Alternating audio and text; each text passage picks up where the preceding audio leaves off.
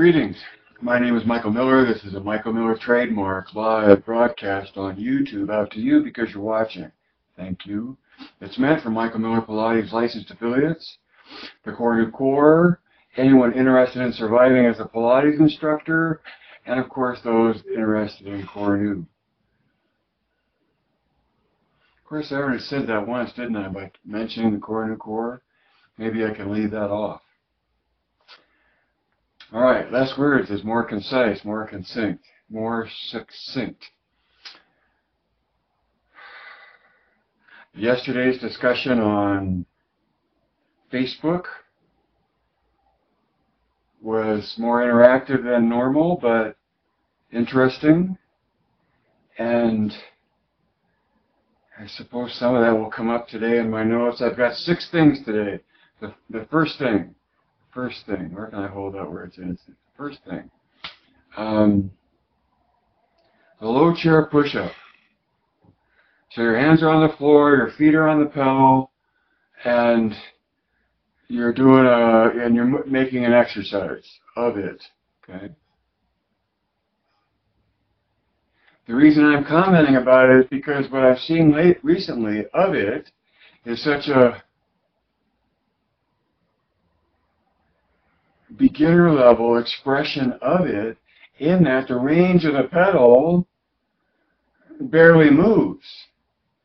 And the whole point to me of doing the push-up with your feet on the pedal is to be able to control the position of your body and the strength in your body and the connection in your body to be able to pull the pedal all the way down, which in some ways is much easier than controlling the pedal all the way back up.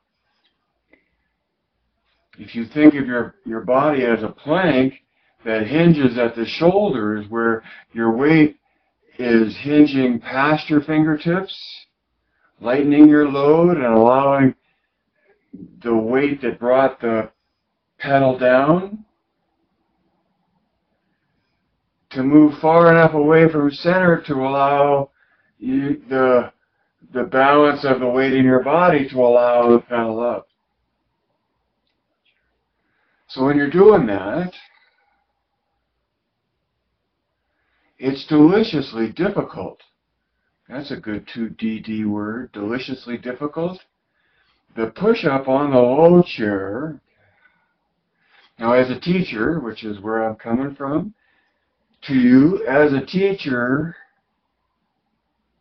I like to sit on the chair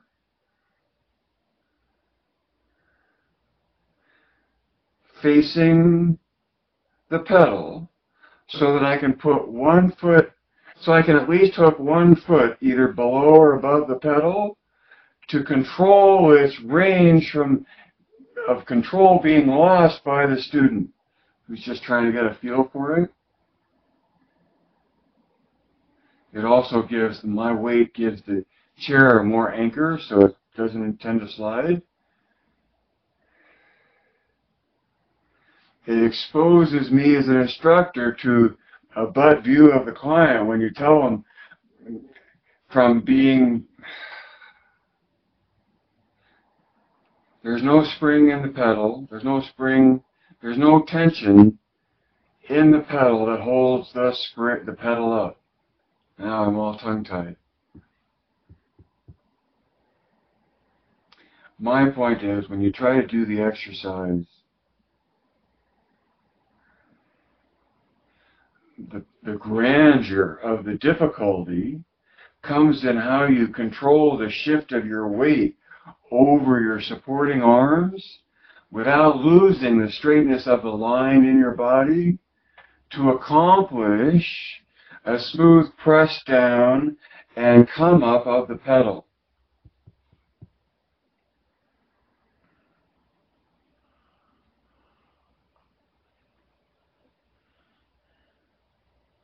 Number two.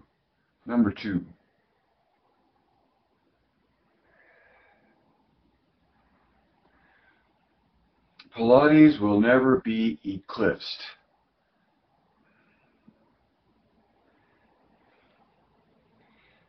Over the course of my brief time being in love with Pilates, I've seen many modalities come and go is the key part, that claim that they were the next best thing past Pilates, or this is beyond Pilates, right? When the truth of it is, most of Pilates hasn't even found itself yet, let alone looked beyond itself to find the reassurance that there is nothing beyond Pilates for what it is, and therefore can never be eclipsed. So you can offer or inject or create all of the apparatus that you wish that will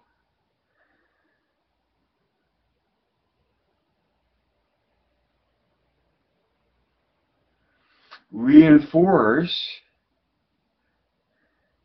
and supplement your pursuit of what you're after when you do Pilates. But new equipment is not something beyond Pilates make. You just can't. Now, what am I talking about? Of course, I'm talking about MMP as a point of view, and from that ideal point of view, that's my view of Pilates. But there's 10,000 view of Pilates, so when someone says this is beyond Pilates, well, I wonder what that would be like. And I wonder how much it would be like, at least what I know altogether, and especially how it compares to what I know of the ideal, because the ideal is so clear to understand. So, but now I say number three is, what I say is Pilates is for everybody, but not for everybody. And that's tongue-in-cheek insofar as I think making a statement that Pilates, the practice of the doing of Pilates, is something anybody can do. But it's not something that anybody might want, that everybody might want to do. So it's for everybody, but not for everybody. And to the extent that you're motivated to increase who Pilates is for in order to increase income flow, like increase your market by increasing the number of participants, that will only work to a certain level or to a certain depth, or however you want to, or to a certain distinction. Right?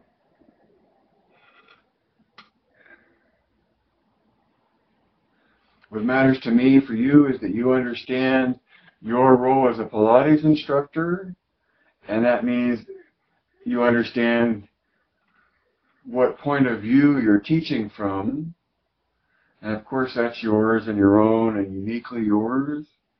But somewhere in there, the point of view of the ideal, like it or not, reinforces or denigrates what you're doing.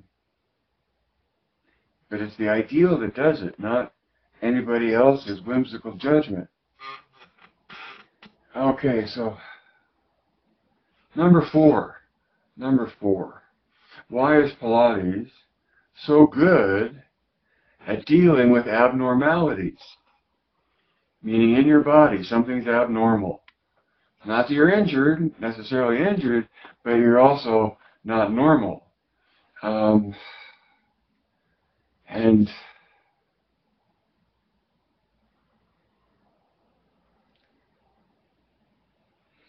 this begs the whole question of why is Pilates so good at dealing with abnormalities? And pick an abnormality, and whether it's, especially if it's congenital, but anything that one lives in that's abnormal, that one's trying to deal with, See, and why are they trying to deal with something? Because of the abnormality.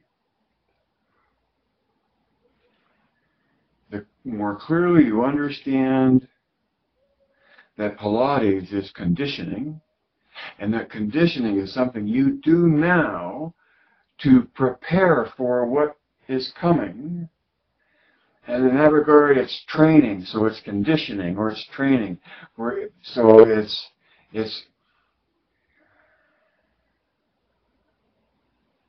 it's a routine, both in terms of how frequently you do it, and the exercises you do, and the order that they're in. So I guess you'd say that's pretty regimented, right? But it's from the purity of the regiment that you get the results.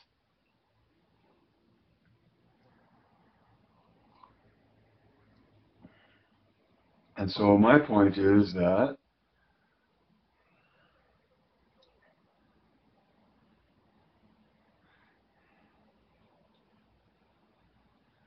when you look at how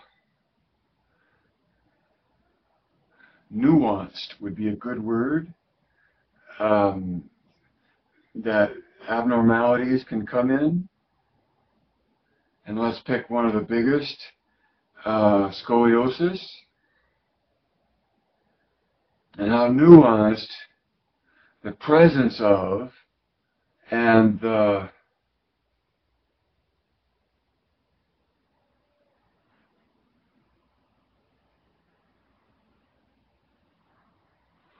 modifications or alterations or special considerations that someone makes in light of the status of scoliosis in the body.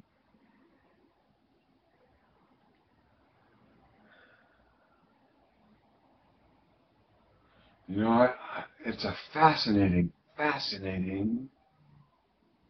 subject, topic, interaction, learning place about how the body really is versus what we're trying to do with it. And see, that comes to my point about why is Pilates so good at dealing with abnormalities.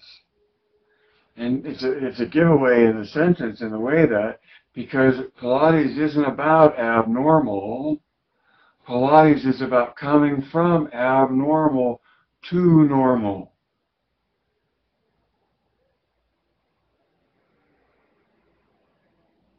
Why is that?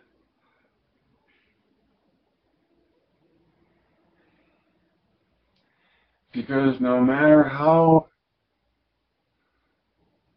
I'm using that word, I don't mean it judgmentally, just saying not a normal healthy body, but something abnormal other than normal healthy body.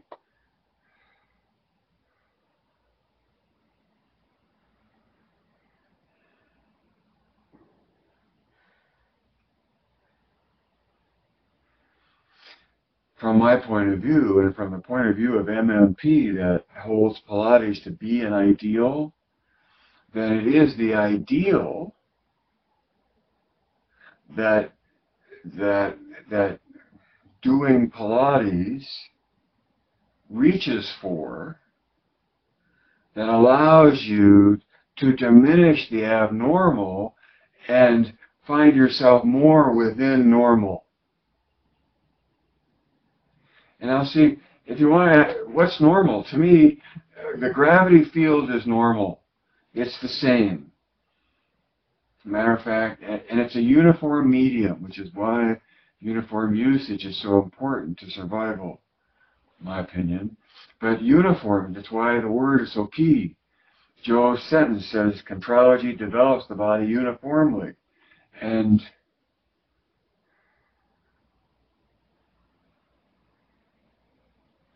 recognizing that gravity is a uniform field. So as a teacher, if you're in a workshop and you want to make a point, take a ball and hold it really, just hold it out and say, what happens to this ball if I let go? You know, ask the obvious. And when someone says it'll fall, right, usually they'll be way ahead of you and they'll say it's going to bounce. And I say, well, before it bounces even, what's going to happen? And it's going to fall. And I love then to ask this question, are you sure? Because, why is that such a question? Because everybody knows about gravity unless it's some kind of a trick question or it's a trick that's involved. If you let go of an object in a gravity field, it's going to be drawn toward the center of that gravity field, right? Gravity. But then I say, wait a minute, I say, hold on, you were right, it did fall. But I go over and I hold it really low to the floor. And I say, what happens if I let it go here? And they'll say it'll fall, and it does. Okay, and now the humor and the comedy and the ridiculousness of the point is becoming clear. I usually climb up on the Cadillac or up on stairs or somewhere way up high. And I say, well, what happens if I let it go up here? And it falls, right? So they knew they were right every time. But every time there was a difference in position.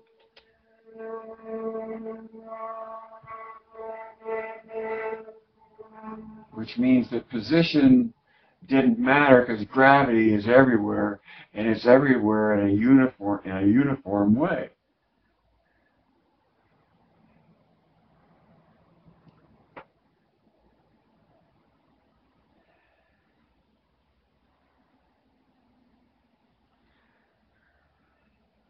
What I want you to remember about Pilates and dealing with abnormalities is that it's easy to dive down the wormhole of what you do to allow for what's abnormal. Ultimately, though,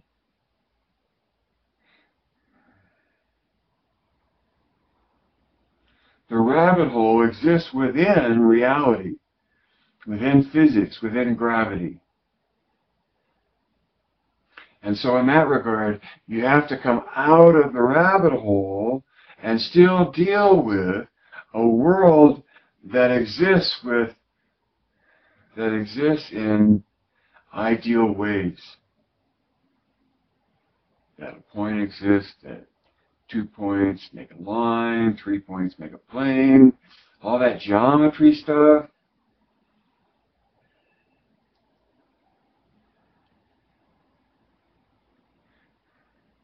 So no matter, so what I'm trying to say to you, to survive as a Pilates instructor, never get sucked so far down the rabbit hole as if there is resolution in the rabbit hole, because ultimately the objective is still the same as always in Pilates, which is to seek ideal expression of movement.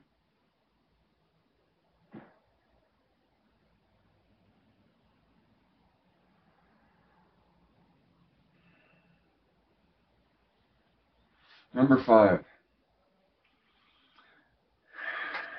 I should write that down for Facebook. To seek ideal expression of movement. Seek ideal expression of movement. Right? Ideal expression of movement. Number 5. The face behind the Pilates mask.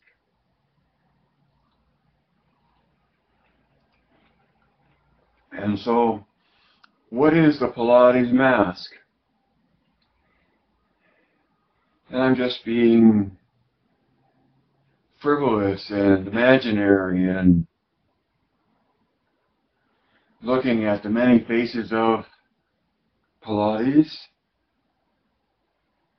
to the point of considering each one of those many faces a mask, and that behind each of the masks is Pilates.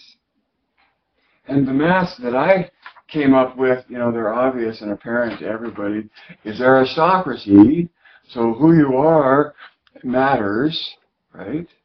And then even if it's not who you are, just having an attitude of being better than, so that the snobbery mask, right? The monetary mask, where you wear the mask to make the money, right? The rehab mask, so where Pilates is a mask in terms of facing or dealing with, or it's the mask that Pilates wears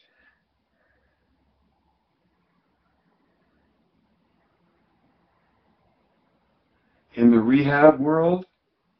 That's what, no condemnation, just different worlds. And all the different masks that Pilates wears, a whole bunch of dancers, I think, wear Pilates as a mask for dance. And to the detriment of their embrace of the essence of Pilates, which to me would improve their dance, of course.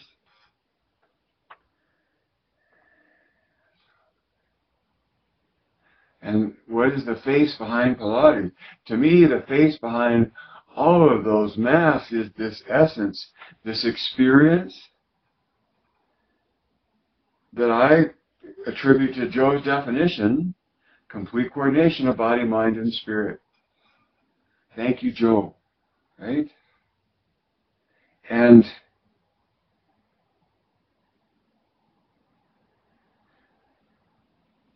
whatever Pilates mask gets applied to that essence, it's always that experience with twinkling eyes that looks out through the mask. And to me, the twinkling eye comes from the invitation of knowing that participation in the effort, in the exercise, is a magic all its own. Right? Because, if you want a rational explanation, because in the body, mind, and spirit, spirit is observing, which is a capacity in the human being. And from wherever, whyever, whatever, the Pilates instructor's skill, my opinion, is in their ability to attain a sensation, an experience of complete coordination of body, mind, and spirit.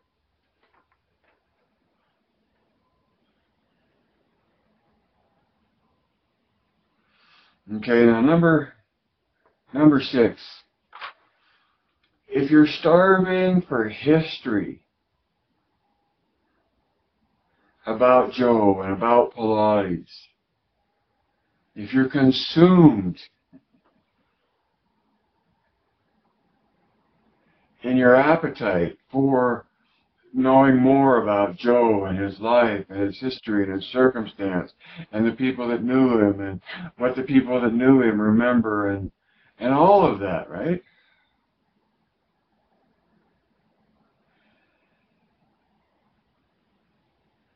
That's a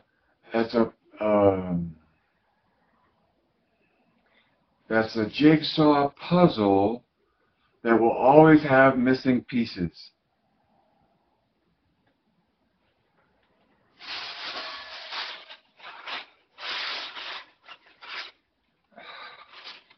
No matter how many memories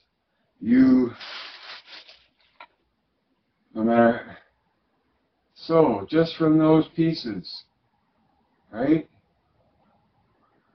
Can you tell this is a picture about space? And so my point about being starved for history about Joe and starved for history about Joe, is that maybe you're not eating the right diet. Because you'll never get enough history about Joe to arrive at anything more than your own collection of memorabilia, both in your own memories and in whatever you collect as artifacts and relics.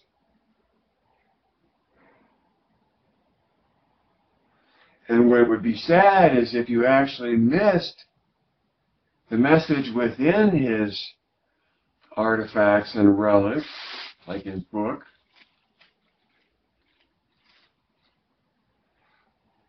that to me completely lay out the message of his method, the meaning of his method, how to pursue his method, how to do his method, especially how to teach his method. That's what this is all about, right?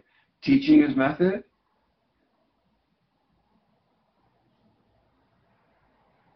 And that knowing that no matter what face, what mask of Pilates is being presented, the ideal comes shining through. And you don't even have to know what that ideal is.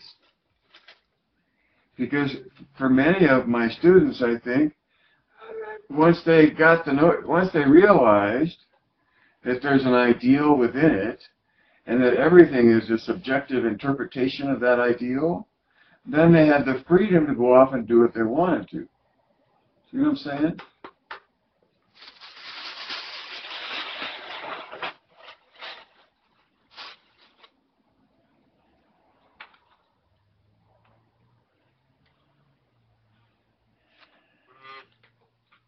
I meant to do this last time, so my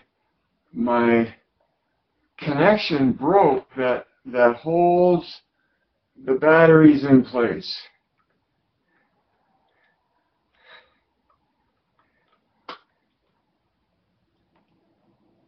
I have to tape it better. But, and this is completely off subject. This is about uniform engagement of musculature. And how that uniform engagement is achieved, and what levels at which the engagement jumps through in its effort. So just muscular engagement, a constriction of any kind that gets you from A to B, the refinement of actually figuring out sensationally oppositional rotation between axes, that's knowing how to take, okay. If I could back up, I would start with pointing to the batteries, and battery power is rotation power. The ability to rotate at the different axes of the body. Each axis that you can rotate at, that's battery power in the body. That's muscular ability to create rotational dynamic. Okay? And the axis of that rotation, you know this, right? Like there's an axis, but when you look at the axis right down the line, there's the point, and that's the end point of the axis. And so there are end points at the ears, shoulders, hips, knees, ankles, and metatarsals. Metatarsals is a much better word than whatever else you got, in my opinion, because it's the same word across any language.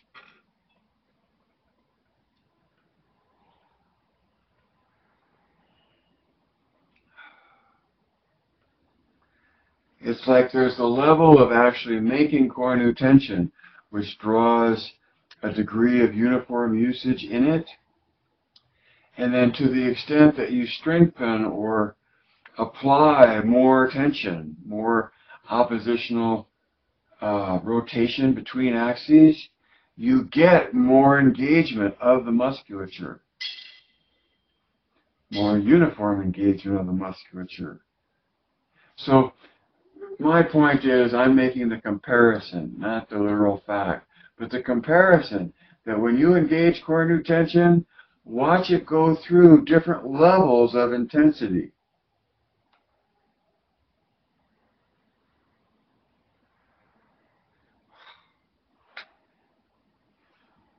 hopefully you could see that, because I could see that. And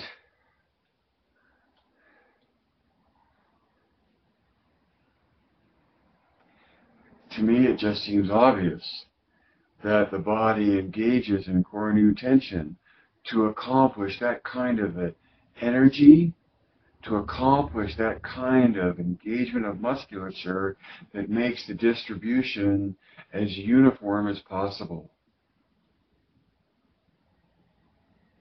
From the eloquence of oppositional rotation between axes. How else does it do it?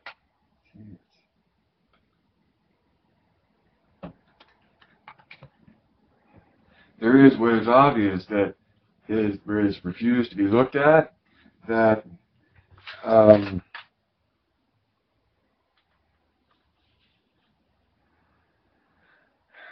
so if somebody starved for more stories about Joe, I don't blame you. You know, like I say, you got me thinking of writing stories about Joe that's completely fictional. And it was so off the shelves. If it pandered to what people want to believe Joe's stories would be like. But when pressed, I was looking it up since yesterday. False memory is when you believe you have a memory that you don't have, which is a clinical thing. And many times happens when people are pressed to remember stuff beyond what they can actually say they remember. Right? The idea is alive and well within Joe's original work. It comes to you as an experience and will, to me, knowing Joe's method is way more important than knowing Joe. You know, the mere fact that Joe is so important is because he was because of what he did with his life and the message in it. A common message to a common human being.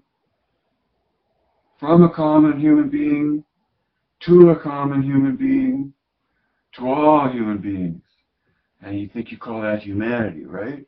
So from one human to humanity, what a gift. The ultimate poem of conditioning.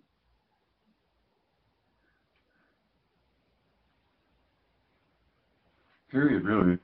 Because conditioning is what it's about. Alright, so I don't think I can repeat this all on Facebook. Hopefully I can give a better synopsis.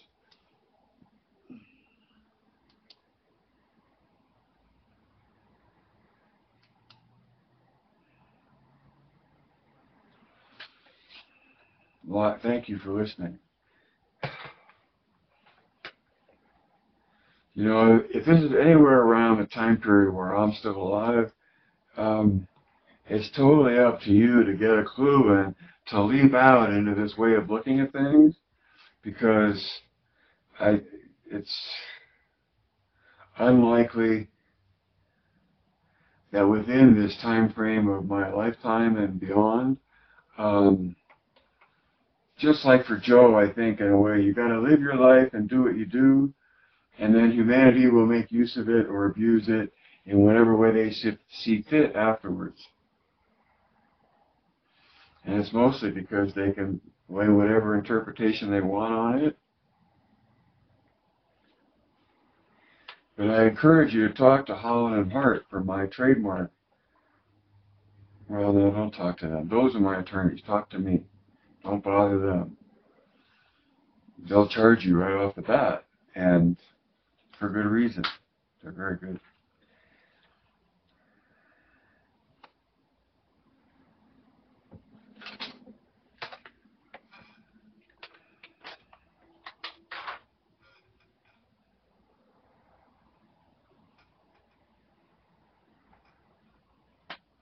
Life can't live forever.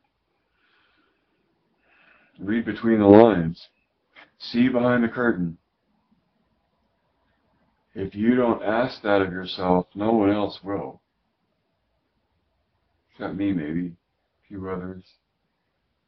See behind the curtain. Add 2 and 2. Direct your own thinking.